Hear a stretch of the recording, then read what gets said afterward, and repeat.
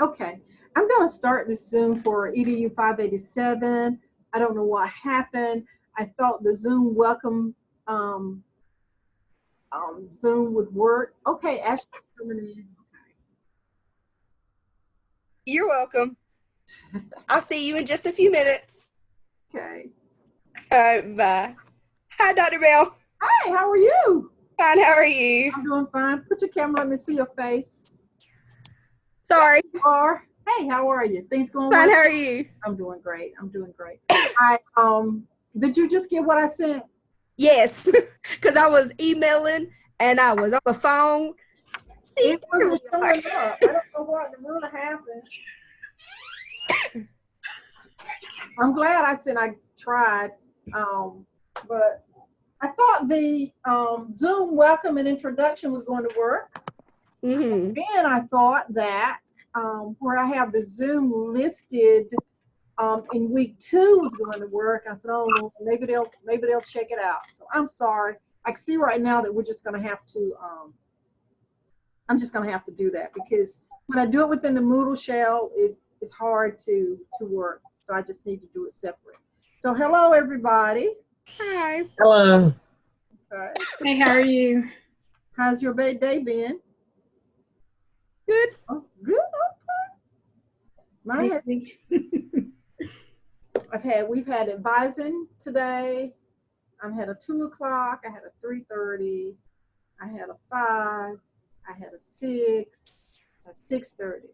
So I've been kind of busy. So, but it's okay. It's all good. I don't think I have anything tomorrow. So, I'll just kind of chill and catch up on some of the other stuff that I missed today. So how's it going? Let's do this. Let me share my screen with you so I can talk. And I want to apologize, first of all, for you see the screen for your class? Make sure this is 587. There was a bit of confusion with your first week assignment with the cultural development and the diversity in America and dimensions. But I think most of you did pretty good with that. So thank you so much. I appreciate that. And I appreciate you responding to the characteristics. And one student said she hoped that she had read these before she got into the program, but that's okay. She's gonna make it, and we just hope that everybody will. And I thought that was important because when we first started, first couple of classes we had, it was like, oh, it's a lot of work, it's a lot of work. But that's what it takes at this level.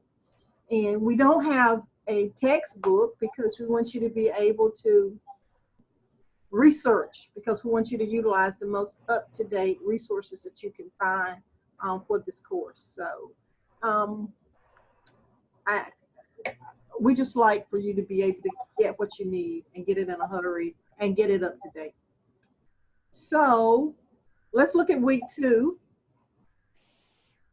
And I've got a video that's, let me place it where it needs to be.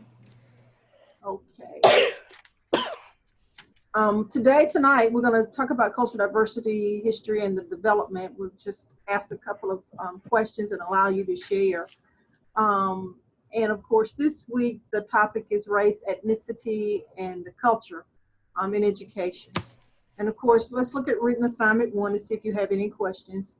And this is just your autobiography. I always enjoy reading those. So just share your life experiences as to how you came to be where you are. And I think that will also help me to understand who you are and maybe what has influenced you to be where you are and why you have decided to earn your master's. Now, I know that some people were grandfathered in. Has the state changed as far as paying you for your master's degree? There's supposed to be a bill in the House, but currently, no. I will not be paid. Well, let me applaud you for taking the step to do it without that, because it only helps you to be more effective. And I don't think for 1 minute that it will stay like this forever. I just don't believe that. And we can all just pray that the bill would pass, because I certainly do believe that master's level is important. And so let's just keep pushing that, and maybe we get the right people in place, it will happen. You know, we use money for lots of other things, and I think it should be used for teachers. So I'm off the soapbox. All right, and then we're going to talk about the 5 dimensions of multicultural education. I think that by James Banks. I think you'll find those interesting if you haven't looked at those already, and we'll talk about those a little bit next week. Okay. For that one, you just want us summarizing the 5 dimensions. 5 dimensions. Okay. Okay. Let's see. Zoom discussion leaders. Okay. And POWs. Boyer. Okay. Okay. Y'all want us to, let's see. History. Okay. Let's talk then a little bit. I'll let you start. What do you think? What would you like to say about the history of cultural diversity, history, and the development? Let's just talk a little bit about that. Hey, but before we do that, do you have any questions? Just need to get through these assignments, right? I know it. Look, I understand you. I understand you. It's a different beast over here. But anyway. Okay. So y'all want to start the discussion? You have anything you want to say before I?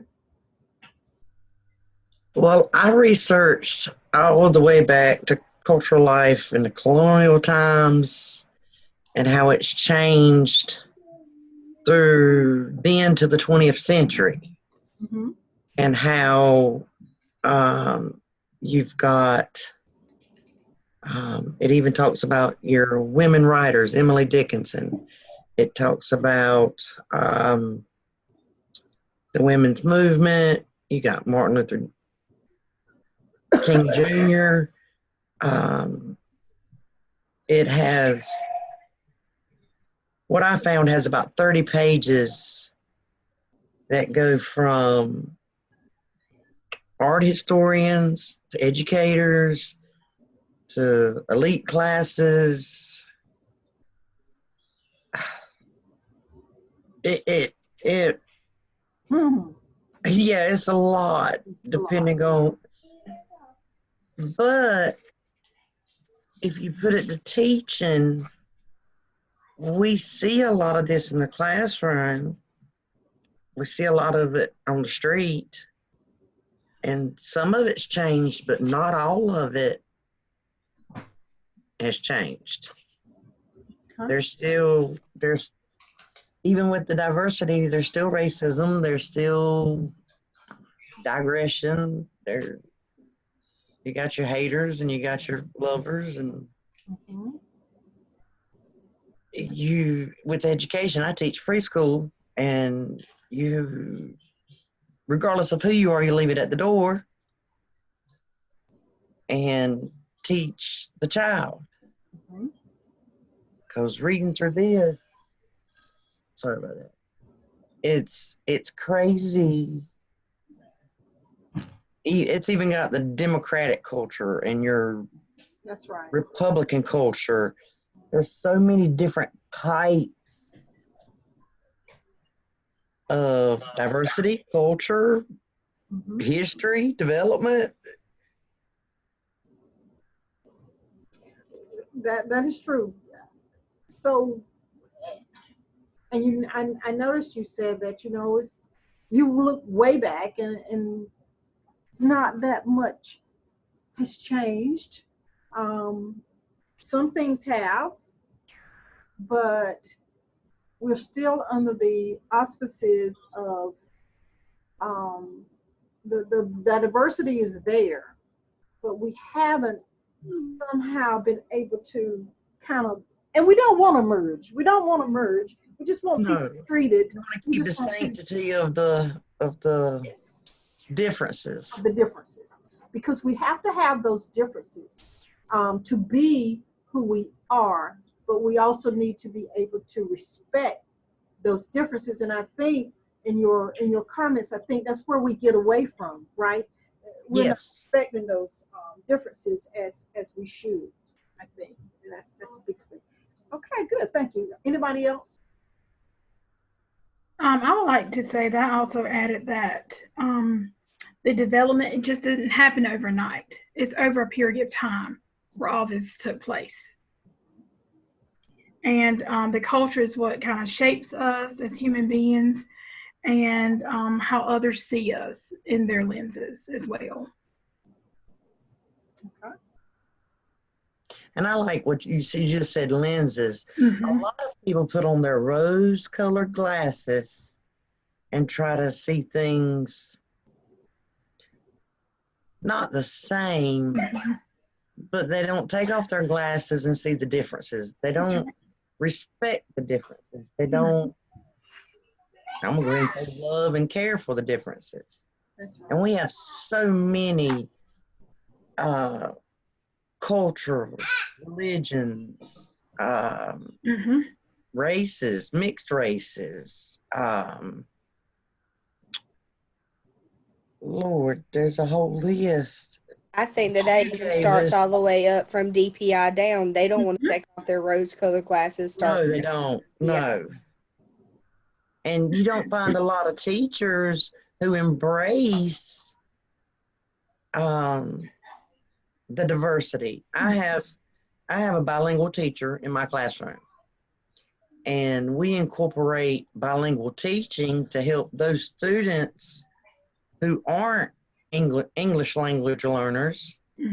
We also help our English learners learn that everybody doesn't speak, look, think, act the same way, but just because they're different doesn't make them wrong. Doesn't make them bad. And that's the whole thing with the development and the history, you know, and it is a development. But at my age, by now, you would think some of this would have Dissipated. Yeah, there's the word. Thank you, ma'am. Thank you, ma'am. I don't know. Do you think it's worse? I think we're fighting for the diversity. Yeah. And I hate to call them haters. I really do, but I don't have a lack of. Understood. The ones who are opposed to the diversity. They're fighting it, not the ones who want to embrace it and acknowledge it and learn about it. Those something funny we had a few years back. Oh Lord, more than a few years. We had a Thanksgiving where the kids brought in cultural items, not just American food, because you're in America. Bring something from your culture. Well, I ate my tamale for the first time. Okay. And I tried to eat the corn husk. And the mama's like, no, peel it, peel it off. Oh, if you've never eaten one, okay, you've never been exposed to it. I could eat them every day now. Oh, okay, cool. So, I learned something from a different culture because we embraced it in our classroom. Good. I like that you brought that up because I was going to ask everybody else, what are some of the things that you do in your classroom to reference diversity? That was good. Yeah. I think a big one that when I was in the classroom, the holidays would be a big issue. Just not incorporating Christmas or anything, but doing, Hanukkah and Irish, anything Irish. Just reaching out to all different types of resources, bringing books in so that children can have that that knowledge as well as yourself learning something new. I think that was one of my questions I wanted to ask everybody as well. How are we bringing that into our classroom? A few years ago, I had a really high EL in my classroom, and they were having the worst trouble with the question words, which we all know is a big problem for them. And I went online and I found a English, and a Spanish version of the question words for us just to review. I made everyone learn how to say it in Spanish. I made everyone learn how to say them in English, and they were in the same order. So then the Hispanics had a lot of fun with me because I was trying to say them before they would say them. And so they thought this was hilarious. And that's one thing that I've tried to do with my kids every year is I do a little bit of sign language in my room, and we talk about what sign language is. Good. We do, and if I know something in Spanish, I'll try to say it, and they think that's hilarious, so we go ahead with it. And a lot of the juices that we do for our parties and stuff, like they'll bring one of the Hispanic ones, and we'll talk about how this is not a juicy juice. This is from the Hispanic section, and we'll all try it together, and we'll do stuff like that to make sure that they all get exposed, and we'll talk about the differences between what we would normally do and what they would normally do. And we talked about this a little bit, but let's just expand on it. What do you see or what concerns you? We talked about it a little bit. I know Boya mentioned it, but let's see what everybody else has to say about the potentially harmful impact of some aspects of our culture, and identify the piece of the culture, our culture. Now we have let's see, two. Boya, are you Caucasian? Nose, I know you are. You're Caucasian, okay. And Bats, are you black? So there's two and You two. can tell I'm black. Don't always know now.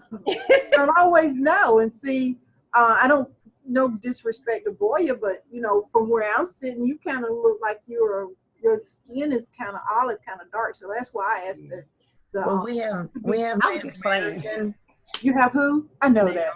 American, Okay. but my father was adopted, so without tracing it, I'm white. You're white. Okay, cool. and I guess that's why I can personally embrace diversity, because we have researched, the Native American culture, and my oldest son, his father was full-blooded Native American. So we tried to embrace other cultures, and even with Native Americans, you've got, oh my gracious, so many different cultures and languages and dialects Yeah. in that. But that's in every culture. That is Yes. in every culture. So look at us. Let's look at all of us. All of us are Americans, right?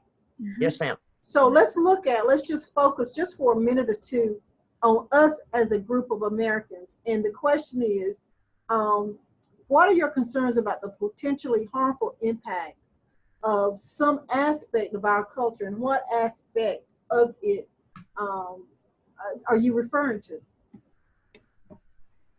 We talked a little bit about not accepting. Part of our culture is not everybody, but we don't accept everybody's diversity. Okay, so what else? Can you think of something else that might concern us as it relates to our culture? What about LGBT? Okay, is that not? Because that's a diverse group of people, am I correct? Yes. So what is the potentially harmful impact of us kind of pushing those people away? And I just want to give that as an example, because we don't even have to discuss that piece of it, but I just wanted to share with you, because as a group, all four of us, that's a part of what we have to deal with, correct? Yes. Yes, that's right. So let's talk about what's the harmful impact of some aspect. Let's just take that one then, since I brought it up. We can list that one. What else can we list? Let's just list some things we need to be concerned about that relates to us as the four of us with our Special needs. I'm sorry. Special needs. Special needs, People who don't speak the American language. Okay, language barriers. Yes, ma'am. Okay. And I hate to say it, but even with us, you're different colors. Colors. Mm-hmm. Because we say we don't see colors, but when we have the, even within each group, there's concerns and there are issues. So when we decide that or feel like we want to separate, because in our group we have light and we have dark and we have in between. And so when we decide that one group color wise is better than another group, then we have those issues. That impacts us as a group individually, as our group. And we talked about the impact of, just mentioned the language barrier. Mm-hmm. And I think Ashley's working on that in the classroom to kind of alleviate that. Does anybody have a special needs class in your all regular classroom? So those are just some things. Those are some good points. But we just Different need to be religions. mindful. I'm sorry. Different religions also. Religions is also good. That's exactly right. This is the first year, but in my 5 years of teaching, 3 of those years I've had a Jehovah's Witness. Not in my classroom this year, but in first grade this year, we have a child that's Muslim. Wow. Okay. So that has been for the other teacher who is a first year teacher. That has been very hard for her because she's never done anything that wasn't our culture. So she's had a hard time with it this year. But when I had the child that was a Jehovah's Witness, I had her 2 years in a row. And her mom came to me at the end of the second year and said, "Thank you for working your power where she could attend everything." Instead of saying, "We're going to have a Halloween party," I'd say, "Let's celebrate that it's fall." Mm-hmm. Instead of a Christmas party, I'd say, "Let's do a winter party." And because of those wordings, she could participate and do Christmas things at the Christmas party. We might color would color a snowflake, or we might make a snowflake, but I didn't do Christmas stuff because she couldn't attend if I did.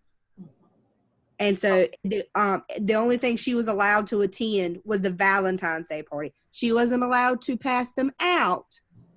That was the only party that I had trouble working around the wording for her to be able to participate. But Mom said that since I worked so hard to make sure she could attend everything else, that Mom was okay with her attending the fun time with her friends as long as she didn't participate in the passing out of the Valentine's. And so she was okay with that. And on the other end of that spectrum, was it fair? We want to make sure all our children are included. We are, because we're educators. But you have another parent on the other end of that spectrum that says what? Why can't you do Christmas? Why can't you do Christmas? Mm-hmm. Why can't you do Christmas? If you have, and it's like, well, send that person out. It's not fair. 95% of the students will celebrate Christmas. So why are you not celebrating Christmas because of the one person? Somebody said something. She I say, like, I still had my Christmas tree up in my classroom. Mom was completely fine with that.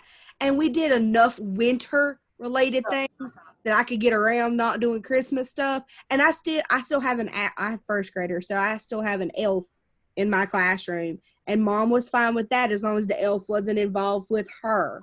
Like that was one of the things that I had to give this mom credit for, was she was very understanding that I still had to do some things in my room to go along with my culture. Okay, that's right. And they do, instead of doing Christmas and birthdays, they do Love Day.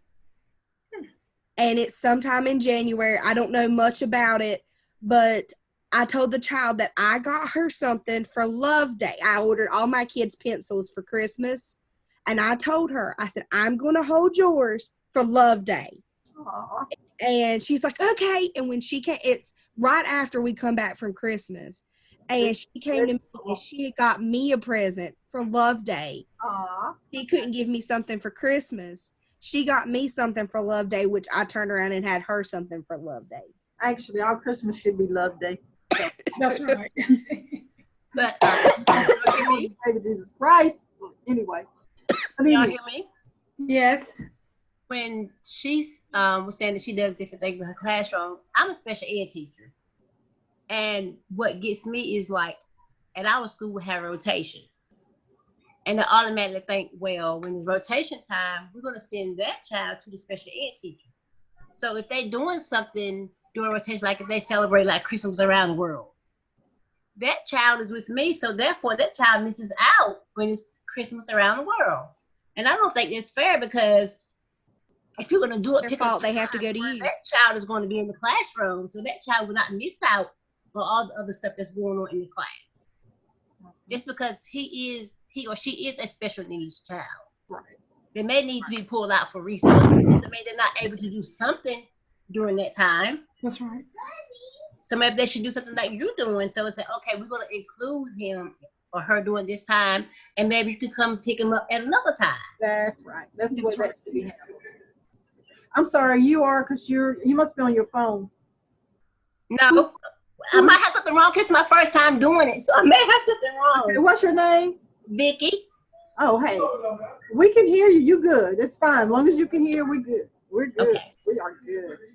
Okay. Let's can you see the screen? Everybody. I can. Oh, Vicky can see the screen. Go girl. All right. Now see everybody I else. can see y'all, but I don't. Y'all We can't don't see. see you. Y'all see Yeah, me? we can see you. I see her. Oh, I I don't see see. her. Where are you? Dr. Bell, if you go over to the arrow, I got Vicky Down. and Ashley Street. Okay. Are y'all gonna talk today? Y'all gonna let other people talk? I Y'all cheating.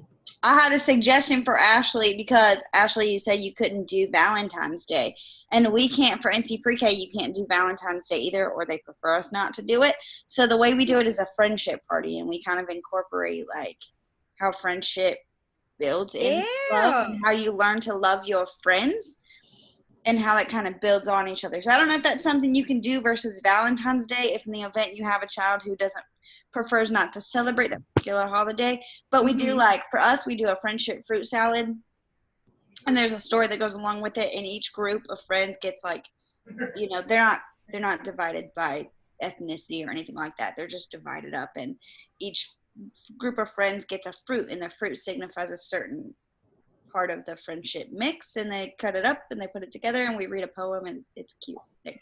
But that's my 2 cents. That's really Y'all haven't heard me talk. Okay. Well, we're going to wind this up in a little bit, because I don't want it to get too long, because if it is, it's hard for me to upload it. So let's look at the dimensions of diversity, and we're going to talk about nativism, melting pot, cultural pluralism, and assimilation. So take your pick. First come, first serve. You want to share some comments on one of those. We're just going to do the primary, secondary, just a comment about each from you. So who is the leader of this group? I am, and Me. Okay. Y'all want to pick your turn, or I don't care. Somebody pick one of those terms and just tell me what it means to you, or what you learn relative to. First come, first serve. Get whichever one you want. I just don't like assimilation. Okay. I know that's right, but go ahead. I don't like it. Don't care for it. I love everybody. I like to try to talk to everybody. My co-teacher tells me I talk too much. Okay. But everyone should not be made to do the same thing, to think the same way, to be the same way. For the special ed teacher, I have a special needs son, and luckily he's resourced out this year. There was a time when he couldn't be, so he missed out on a lot of stuff.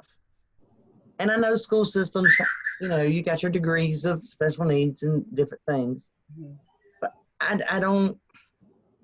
Paint me purple and call me black, and I'll be happy. I mean, that's just how I feel about that word. it demands for everybody to think the same way, to do the same thing, and that don't happen in my world every day, and every day of my life is different. It doesn't happen in many places. And that word just, I don't like it. It takes away the very topic. It takes away the diversity. So that's why. Well, it takes away who you are. It takes away where you came from. It takes away your language. It takes away, Everything. strips you of who you are. I agree. And I just, Okay. I can handle all the rest of them. That word, I don't like it. Cool. All right. Next. Thank I you. went through school being told basically the United States was a melting pot. Like Yes. I would say it wasn't until I was probably in college that it was ever referred to as, melting pot. Bigger than a melting pot. Too much to be considered a melting pot. There's too many religions, there's too many races, there's too many of everything for it to be a melting pot. So that was really hard when I first started college for me to grasp, because we were always taught it's a melting pot. It means everything goes together, everything blends together. That's right. In reality, it really doesn't blend together. We all can go together, but that doesn't mean we're all going to coincide together. That's right. We should. Opposite of that melting pot is what do they call it? A salad bowl. Mm-hmm. Yes. Get tossed. But I don't know that they're even teaching that though either. Oh, no, ma'am. But they're not.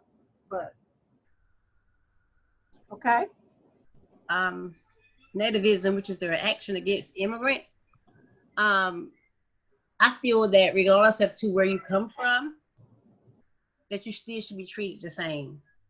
Just because I may have come from somewhere where I was poor, didn't have much, that doesn't mean I don't deserve the same treatment as someone that may be living in the lap of luxury.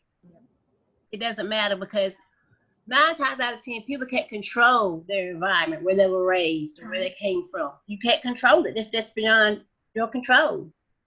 But I do know that God created everyone, so therefore everyone is important.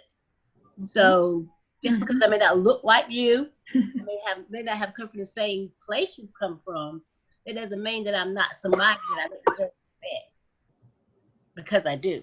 And I try to do that to everyone that I meet, regardless of to what skin color you are, what you may have or may not have. I'm going to treat you like you're somebody.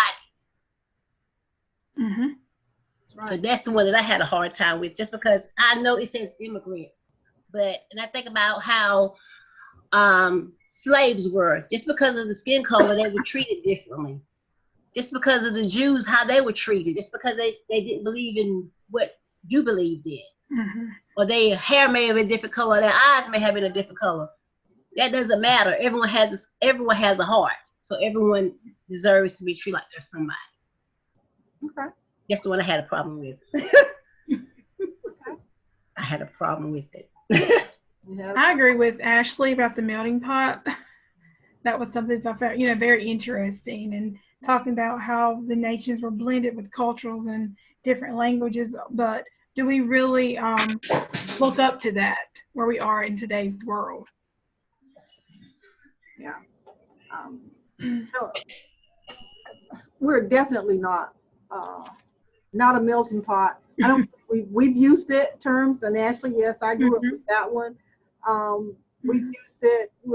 Never have been. It just, I guess it was a way to maybe say that we are maybe assimilating, trying to pull everybody together. But that's not where we are. And we don't want that. And we really don't want that. And what about the cultural pluralism whenever you have a small group of people keeping their identity? Okay, I'm in this room, but hey, I'm still me. How do you feel about that? That's what most people do. That's what we do. Yeah. I guess that's most people. That's what we do. That's what we do. And of course, you okay? Your primary dimensions and your secondary dimensions of diversity. What are those?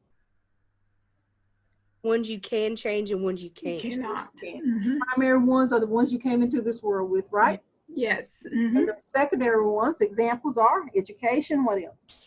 Religion, Religion, beliefs. You live. those you have a choice of. Mhm. Are there any questions? I think so. Y'all good? You have your marching orders for next week? Mhm. And I don't know if I need to send another, I will try, because I don't think this one will work. So I will send another, I wish I could just make this one work. So we'll see. Okay. Any questions, any comments, any concerns? I do have a quick question about the educational autobiography. Okay. I don't know why my brain is not comprehending. Okay. I don't know. Maybe I'm just tired. But I've been looking at it, and so I mean, I've worked on reflecting like back in elementary school and see how like my learning experiences and how my teachers have influenced my passion to be an educator today and things like that. But I have more experience as an educator working with a diverse group of people that encourages me to be a better educator. So can I write upon that instead? Yeah, but why are you where you are? What put you here? What put you here to where you are this day? How did you get here? Okay. Dr. Benson. Okay. How did you get here? Who, Dr. Who? Dr. Benson. Okay, that'll be those other people. Okay. But okay, where would you have been? Okay, had it not been for Dr. Benson, where would you have been? I'd have graduated on time, but it'd have been a lot harder. My senior year would have been a lot harder. And I don't think that I'd have had the drive to even do this. Mhm. But he had faith in me when I didn't even have faith in myself. Okay. Okay. So Ashley, why are you here? How did you get here?